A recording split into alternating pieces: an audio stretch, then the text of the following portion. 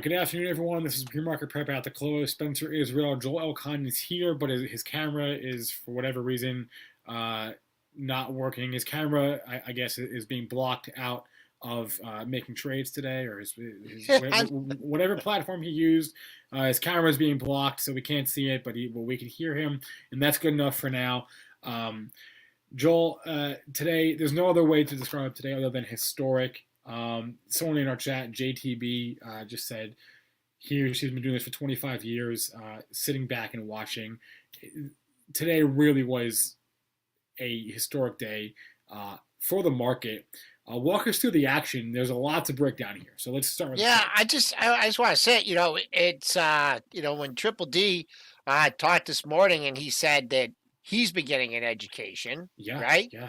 And that's, some people are getting an expensive education today. Other people are thriving in this environment, but man, the spoos were like a rocket cannon right off the open, a 5 point opening range, and then we caught a relentless bid.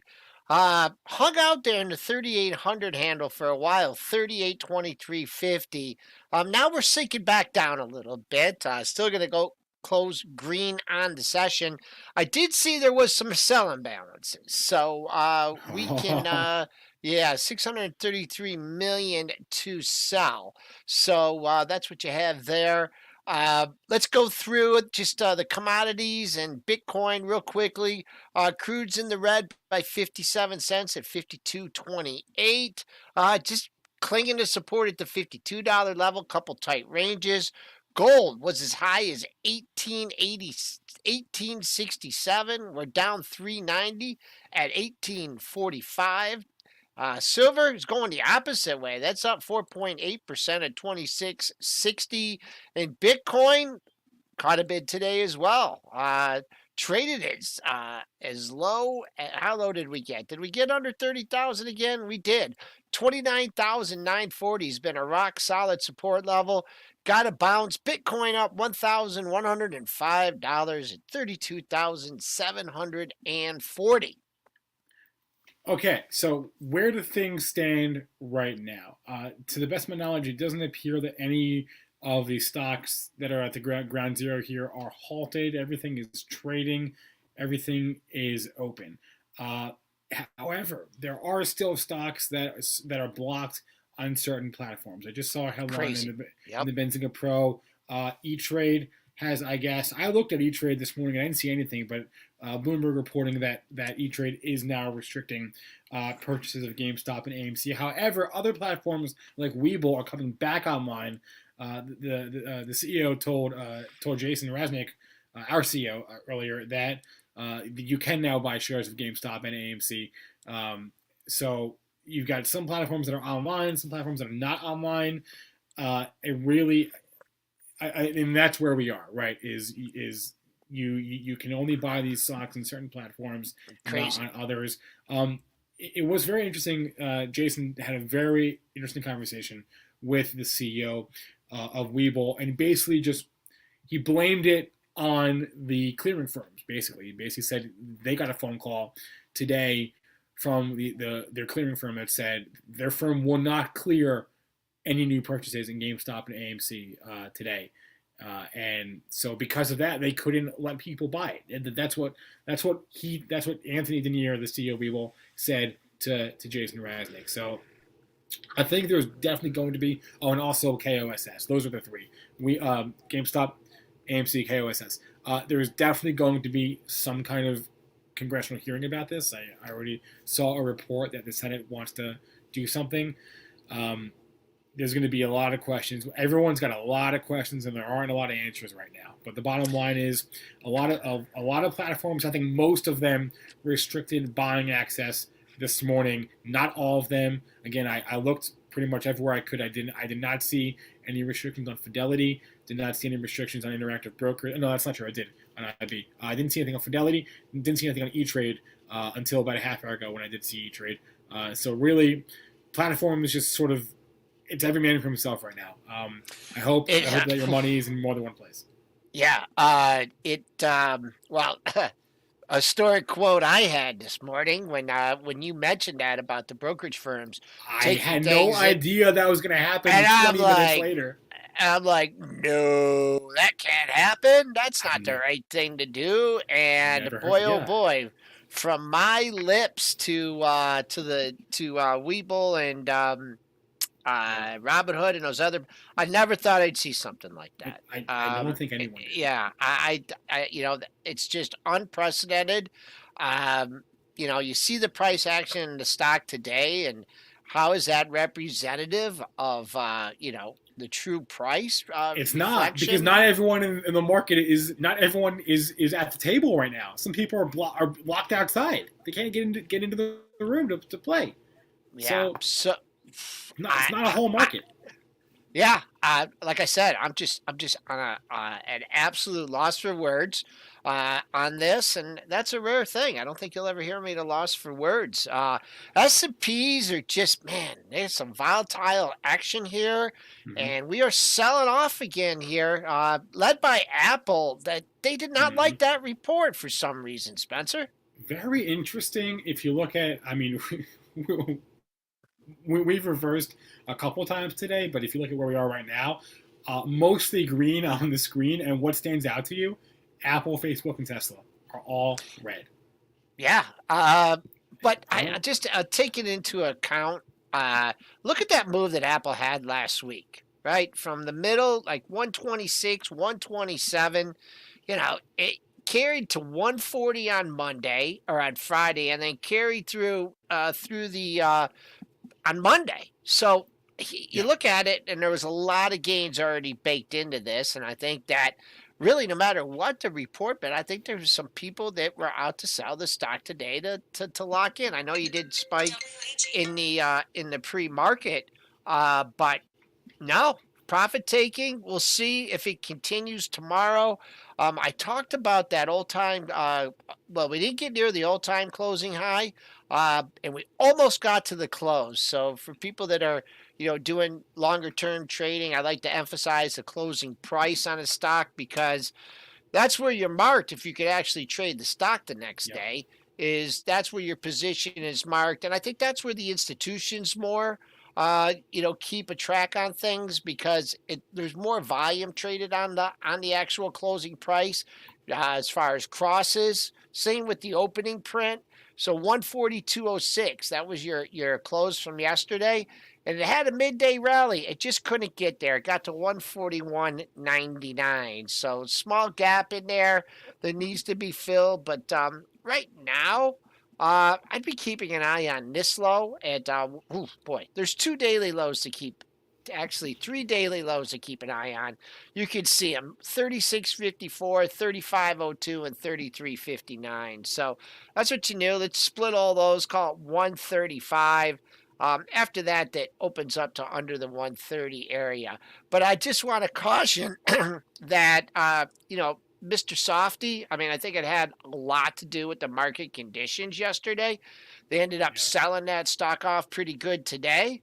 But the people that were selling it yesterday are regretting it because it actually made a new intraday high or a new all-time high intraday. It traded higher than that in the pre-market, 242.64. So we'll see what Apple does tomorrow. Keep an eye on that closing price. I just want to read you a quote that I transcribed as he was saying it. This is from Anthony Deniers, the CEO. He's been on our show before as the CEO of Webull, and he was on the Power Hour earlier today. And this is what he said. He said, the reason why our clearing firm is not able to support clearance in those specific symbols is simple. We're talking about GameStop at 250, 300, billions of shares trading. We're talking about hundreds of billions of dollars physically that has to be sent in cash to hold for 2 whole business days. That's what clearing firms do, right? And to be frank, the clearing firms are not that well capitalized. They cannot do that. So in order to stop the clearing firm from going out of business, they stop the settlement of those shares, resulting in firms like Webull not being able to allow customers to trade those stocks. It's a market dynamic. Again, this is real inside baseball stuff. I don't know a lot about it, to be honest, but we will definitely hear more about it. I'm guessing from Congress at a hearing. A lot of people are going to get dragged in front of that. I would think today was a very very bizarre day. Like Joel said, I wondered out loud if the brokers were going to step in, but I You didn't did. You nailed actually it. think I didn't actually think it was going to happen. I just kind of speculated it, and then it happened about a half hour later. Um, just really really bizarre stuff. It today really makes the case for why you need to have your money in more than one location. If only, like, really only if you're an active trader, right? But really just diversify yourself. Have more than one account at more than one platform, more than one brokerage. If only so you're protected on days like today. Because it was a really really strange day. Yeah, I agree. Zippy Doodah tomorrow morning. I can't wait to hear Dennis's thoughts. I tried to get him on the Power Hour today, but he said he was doing school with his kid. Yeah, yeah. He's So yep, homeschooling and Bill, homeschooler Spencer. yeah, Bill Big D. To answer your question, every firm on Wall Street basically uses the same clearing firm. They use this company, Depository Trust and Clearing (DTCC). Uh, and they're like the only firm that handles clearing for like everybody. It really is only one company. There are other clearing firms out there, but DTCC really is sort of like the how do I explain it? Like um, the underbelly, the back end, right? The back end of all your trades. So we'll hear more about this. Oh, you're going Um, to be hearing a lot more about it. Yep, that's yeah, for sure. yeah. Today was just and in addition to not being able to buy stocks, I mean, a lot of platforms just had outages today. I mean, my Fidelity account didn't upload for. Oh, by the way, I should mention I'm out of my BlackBerry. I had a trailing stop that got filled at the open. Of course, I didn't know that because my platform didn't update for 5 minutes. So I sat there refreshing from 9:30 to 9:35. I'm like, am I filled? Am I filled? Am I filled? I don't know. I don't know. Anyway, and Did you get any slippage on it? uh, no, no. And then that was only half my shares. The other half I sold about a half hour later when it was evident at the time that it was gonna be one of those days, and BlackBerry got down to like 14, so I got out They at never did 17. they restrict BlackBerry too? No, I don't believe so, but it was just like you can kind of see it in the first half hour. So once it got to 17, I was like, all right, I'm done. So I'm out of that trade. But yeah, just a really really weird day. I had problems on Fidelity. I had problems on Weeble. I couldn't log in the first time. It was just one of those days. I'm sure you all are having the exact same problems that I was having. Joel, I don't know about TradeStation today. How were they? Yeah, I've had no problems with my platforms. Okay, good, good, So that's good. So good. all right, what do we got? We got about 6 minutes into the close here. We got some nice volatility in the S and Yeah. P's. Trying to get back over 3,800 for the Show us the close. futures. Show us the futures. Oh, okay. Sorry about that. I had Mr. Softy up there.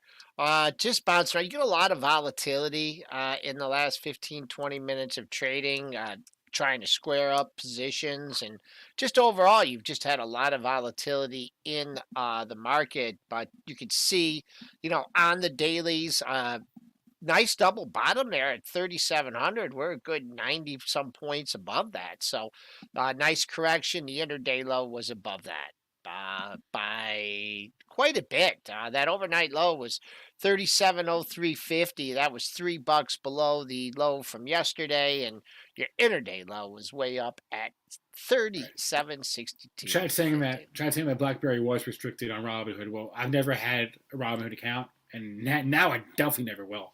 After the Oh chaos of boy, today. I know, So man. look, There's you get what you pay for, right? And if the platform is free, you're the product, right?